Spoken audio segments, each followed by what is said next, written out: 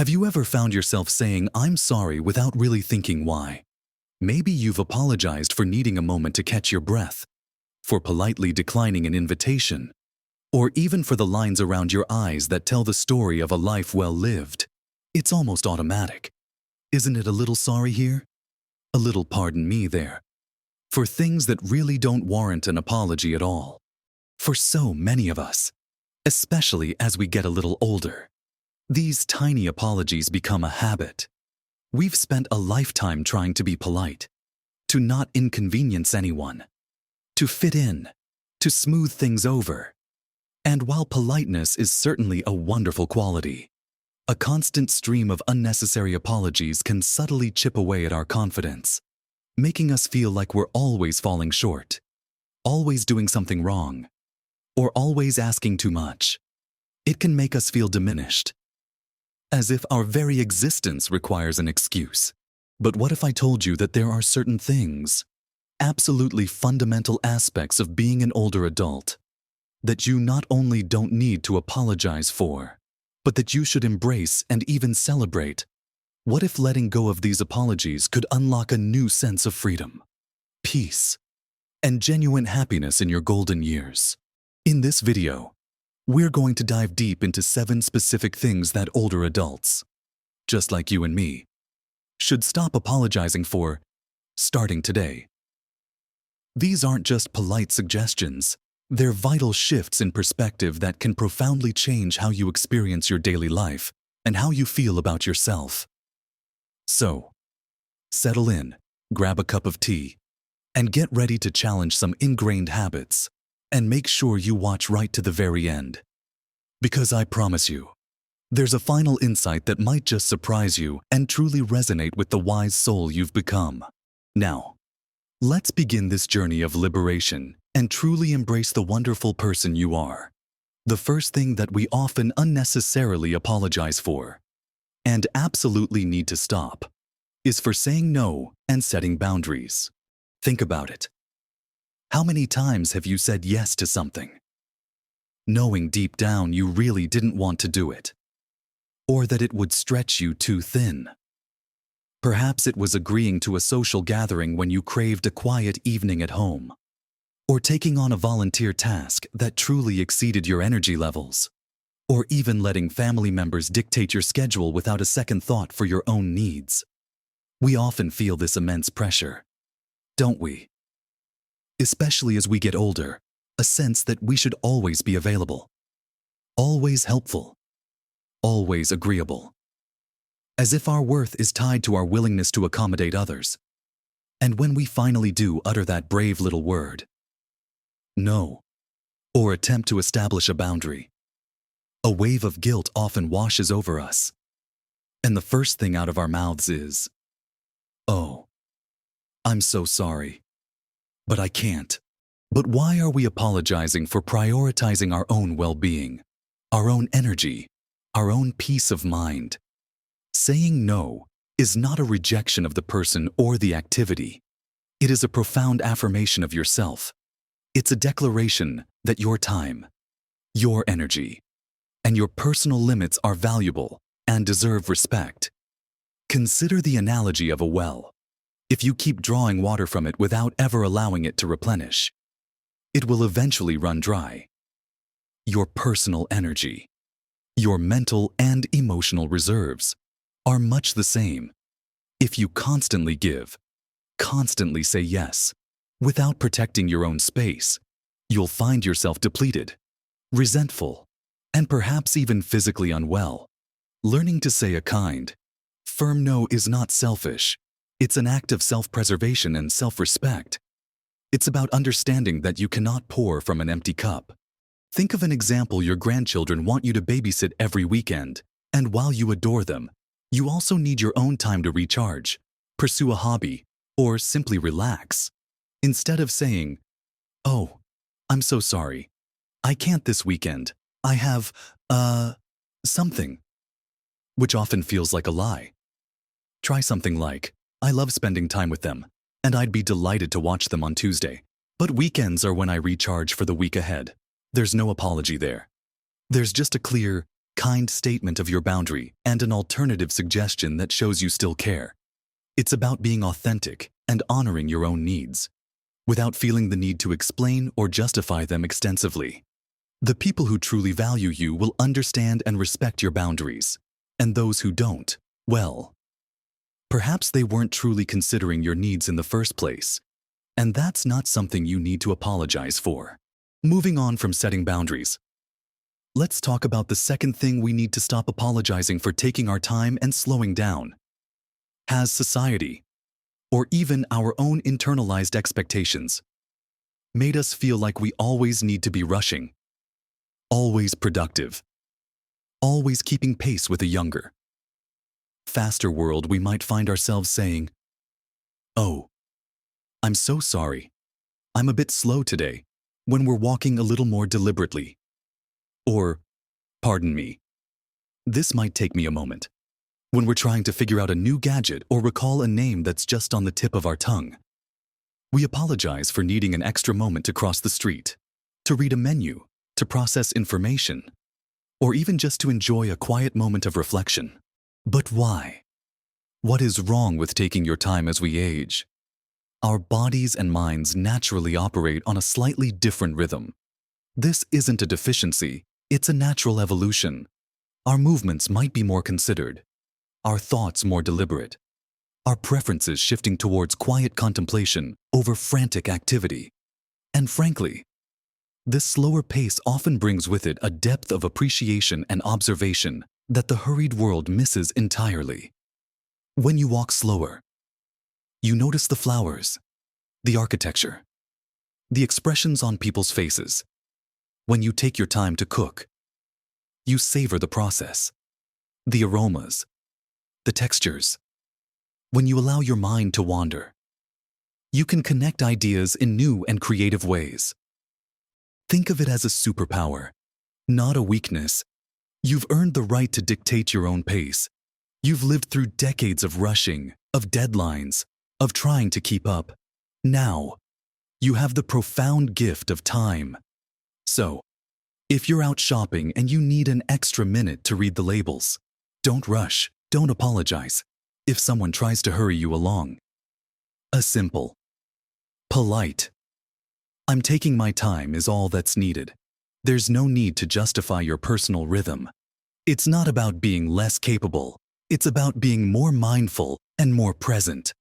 Embrace that deliberate pace. Enjoy the journey, not just the destination. The world would do well to learn from your unhurried wisdom. And this leads us beautifully to our third point, something deeply personal that many of us apologize for without even realizing it: our appearance and the natural, beautiful process of aging itself. How many times have you heard someone, or perhaps even yourself, say, "Oh, I'm so sorry for my wrinkles," or "Excuse my gray hair. I really should get it colored," or "Please forgive my aches and pains. I'm just getting old." We live in a society that often glorifies youth and presents aging as something to be hidden, battled, or even ashamed of. We are bombarded with messages that suggest we should fight every wrinkle, every gray strand, every sign that we've lived a long and full life. But what an extraordinary concept, apologizing for the very evidence of your journey, your experiences, your wisdom, your resilience, those wrinkles around your eyes, their laugh lines, a testament to joy, the lines on your forehead, signs of deep thought, concern, and wisdom gained, your gray hair. It's a crown of experience, a symbol of maturity and grace. Your body's aches and pains, they are the echoes of a life lived actively, a body that has carried you through decades of triumphs and challenges. To apologize for these things is to apologize for your very history, for the person you have become. Instead of apologizing, can you imagine embracing these changes, looking in the mirror and seeing not imperfections, but maps of your life? Each line, each change, tells a story. It speaks of laughter shared, tears shed, battles fought, wisdom gained. It's an accumulation of every moment that has shaped you. And there is absolutely nothing to apologize for in that. You have earned every single one of those marks.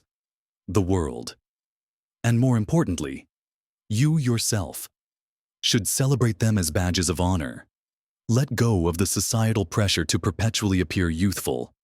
True beauty, especially as we age, radiates from within, from a sense of acceptance, contentment, and a quiet confidence in who you are. Your worth isn't tied to a flawless complexion or an unlined face. It's tied to the incredible person you've become. These first 3 steps are about reclaiming your personal space, your time, and your self-image.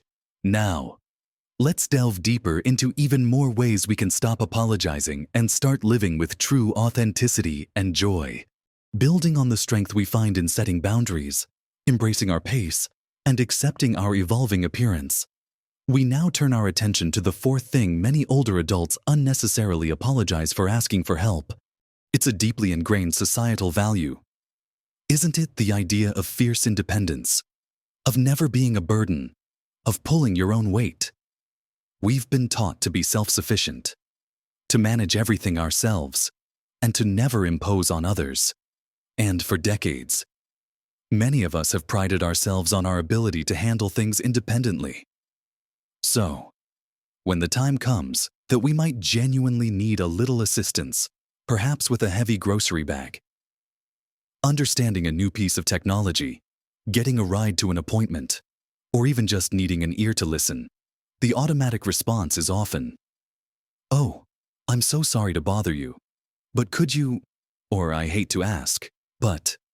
We frame our need for help as an inconvenience, a burden, something that requires an apology. But let's flip that perspective. Think about how you feel when someone asks you for help, especially someone you care about. Don't you often feel a sense of purpose, a connection, a quiet joy in being able to assist? Don't you feel valued and trusted? Asking for help isn't a sign of weakness. It's a profound demonstration of strength and humility. It shows that you understand your own limits, that you trust others, and that you are open to human connection. It allows others the opportunity to contribute, to feel useful, to express their care for you. It's a two-way street of giving and receiving that enriches relationships. Consider the notion that allowing others to help you is actually a gift you give them. It fosters connection and strengthens bonds. It allows family and friends to show their love and support in tangible ways. Imagine needing a ride to the doctor, and instead of struggling with public transport or feeling isolated, you simply say to a trusted friend or family member, "Would you be able to give me a lift to my appointment on Tuesday? I'd really appreciate the company." There's no apology there. It's a straightforward request, a recognition of your need, and an invitation for connection. It gives them the choice to say yes or no, without any lingering guilt on your part. Embracing the need for help, when it genuinely arises, is not a failure. It's a wise recognition of our interconnectedness and a beautiful aspect of human experience. You've given help generously throughout your life. Now it's your turn to graciously receive it. Now, let's talk about something truly invigorating. Yet another area where many older adults feel the need to apologize: pursuing new interests, learning new things, or picking up hobbies, especially if they seem unconventional or late in life. Have you ever thought about taking up painting, learning a new language, starting a dance class, joining a hiking group, or even trying your hand at coding, and then dismiss the idea with a quiet, "Oh, I'm too old for that," or "People will think it's silly at my age"? Perhaps you've even started something new and then felt a pang of embarrassment, murmuring, "I'm just dabbling. It's nothing serious. I probably won't be very good." This habit of apologizing for our curiosities and passions stems from a misguided belief that there's a certain age after which learning, growth, and joyful exploration simply stop. It suggests that our primary role becomes one of quiet decline, rather than vibrant expansion. But this couldn't be further from the truth. Our brains thrive on new challenges. Our spirits flourish with discovery. and our lives are immeasurably enriched by pursuing what truly lights us up. There is no expiry date on curiosity, creativity, or the pursuit of happiness. Imagine a friend excitedly telling you they've started pottery classes at 75, or they're learning to play the ukulele at 82. Would you judge them? Of course not. You'd likely be inspired and delighted by their zest for life. So, why would you judge yourself? The joy of learning, the satisfaction of creating, the connection found in shared interests. These are gifts that are available to us at every single age. Don't apologize for enrolling in that art class, or for buying that beginner's guitar, or for joining that local book club. Don't apologize for spending hours in your garden, or for taking up birdwatching, or for traveling to a place you've always dreamed of seeing. These are not trivial pursuits. They are vital acts of self-care and self-fulfillment. They keep your mind sharp, your spirit young, and your life vibrant. There is nothing to apologize for when you are actively engaged in the beautiful process of living and growing. No matter how many birthdays you've celebrated, embrace your passions, big or small, with unreserved enthusiasm. Next on our list, and deeply important, is the tendency to apologize for your opinions, your beliefs, and the incredible wisdom you've gained through decades of lived experience. How often do you find yourself prefacing a statement with, "I'm sorry, but I think," or pardon me for saying, "but," when you're about to offer a perspective that might differ from others, particularly younger generations? There can be a subtle pressure to always defer, to avoid conflict, or to believe that your views are somehow outdated or less valid. We're sometimes made to feel as if our perspectives, honed over years, are somehow less relevant in a rapidly changing world.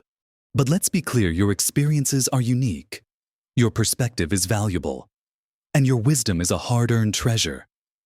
You have navigated complex situations, witnessed historical shifts, experienced profound joys and deep sorrows. You've seen patterns emerge and dissolve.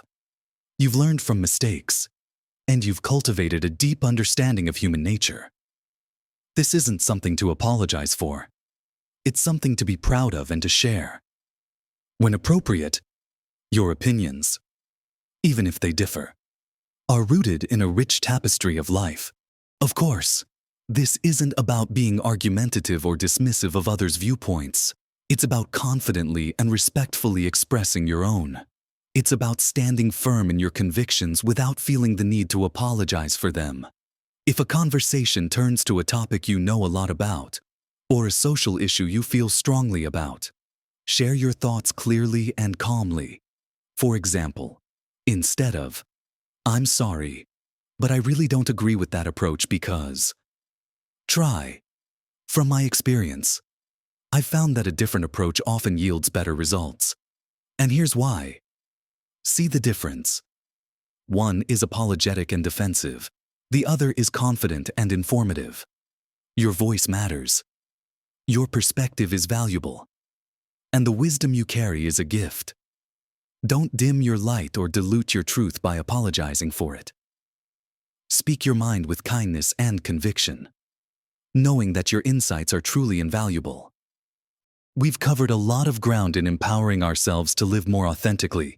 Now, for the seventh and final point, which brings everything we've discussed together, and then we'll tie it all up with that special insight I promised earlier. So, as we bring our journey of self-acceptance and liberation to a close, let's talk about the seventh, and perhaps most fundamental, thing older adults should absolutely stop apologizing for: prioritizing your health and well-being. How often do you hear someone say, or perhaps even say yourself, "Oh, I'm so sorry. I can't stay late. I need to get my walk in." Or, "Pardon me, I have to take my medication at a certain time." Or, "I know it's a bother, but I really need to stick to my diet." We apologize for needing to attend doctor's appointments, for choosing healthier food options at a social gathering, for needing regular exercise, for ensuring we get enough sleep, or for taking time for mental rest and mindfulness. There's a subtle societal expectation, sometimes, that as we age, our health issues are just part of it and should be managed quietly, without inconveniencing anyone else. We might feel guilty for taking up time with our medical needs, or for needing specific accommodations to maintain our health. But your health, both physical and mental, is the absolute bedrock of your quality of life. It is not a luxury. It is a necessity. It is the foundation upon which all your other joys, activities, and connections are built. Taking care of yourself is not selfish. It is the most responsible thing you can do, not just for yourself, but for those who care about you. When you prioritize your health, you're not just doing it for you. You're ensuring you have the energy, the vitality, and the presence to continue enjoying your life to the fullest, to be there for your loved ones, and to pursue all the things that bring you joy. Think of it this way: your body and mind have carried you for decades, and they continue to do amazing work. Now, more than ever, they deserve your conscious and loving attention. If you need to excuse yourself from a noisy environment because it affects your hearing or concentration, do it without apology. If you need to choose the salad over the rich dessert, or leave a gathering earlier than others because you need your sleep, do it with confidence. If you need to carve out specific time in your day for exercise, meditation, or simply quiet reflection, protect that time fiercely. This is not about being difficult or demanding. It's about honoring your body's needs and respecting your journey. When you prioritize your well-being, you are setting a powerful example for everyone around you, demonstrating the importance of self-care at every stage of life. You are literally investing in your own happiness and longevity. And there is absolutely nothing at all, to apologize for in that.